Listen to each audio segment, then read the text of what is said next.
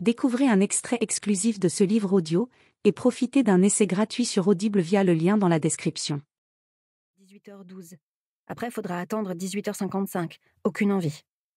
Qu'est-ce que tu veux faire à Paimpol un mois de février quand le rideau du soir est tombé, que le bahut ferme ses portes et que le café du coin est réquisitionné par des alcooliques? Rien.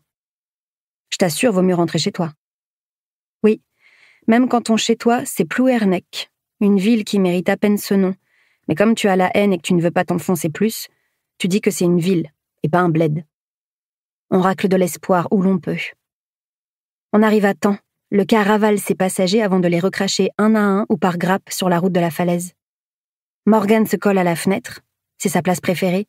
Elle tire les manches de son pull noir en acrylique pour couvrir ses mains abîmées.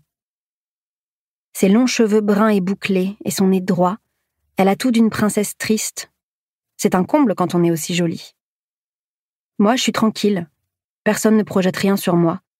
Blonde, fade, aux cheveux raides, le nez aquilin. Je regarde les autres élèves défiler. Mais qu'est-ce qu'ils ont en tête, ceux qui grimpent dans cette galère? Ils ont tous la même dégaine, un corps immense et mou couvert d'un blouson trop large, un corps qui ploie à droite ou à gauche sous le poids d'un sac à dos énorme. 10 kilos de promesses, des mathématiques pour une belle carrière d'ingénieur, du latin pour rentrer à Normal Sup, de l'histoire géo pour ton beau destin de journaliste. Mais sérieusement, qui y croit? Parce que le lendemain, quand tu te réveilles, c'est pareil. Tu te tapes le chemin dans le sens inverse. Levé 6h20, quart à 7h. Tu sors de ta maison collée à celle de tes voisins, seul avec ton putain de sac à promesses.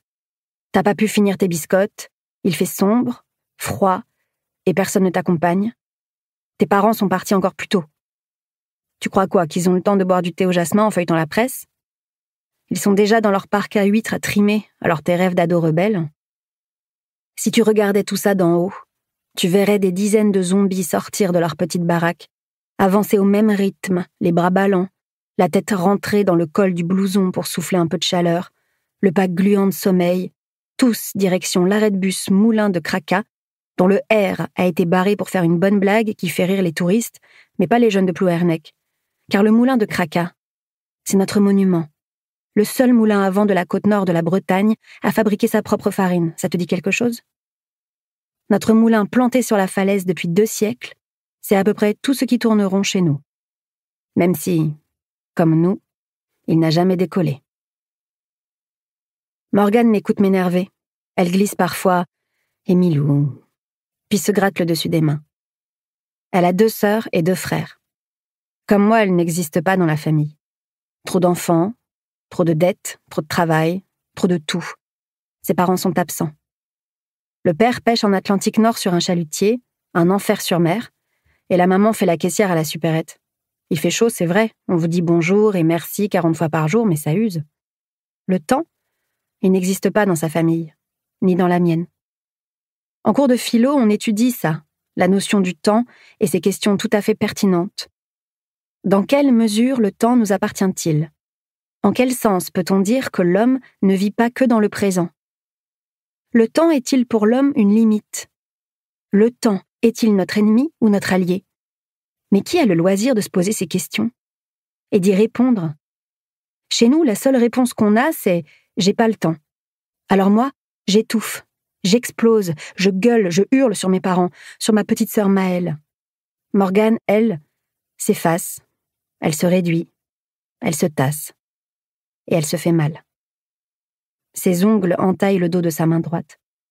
C'est pas de sa faute, c'est sa maladie qui veut ça. Je pose ma paume dessus et je serre doucement pour qu'elle sente la chaleur et qu'elle cicatrise. Morgane et moi, c'est pas la famille, c'est mieux. On s'est choisi. Elle sort son Walkman et met son casque. Elle écoute Jean-Jacques Goldman, sa passion, l'amour de sa vie.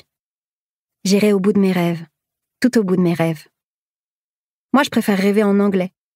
But I still haven't found what I'm looking for. U2, c'est ma fuite, mon futur.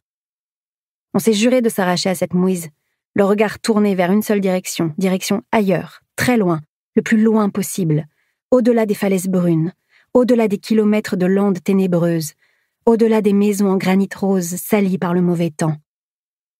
Ici, même le rose et pourri.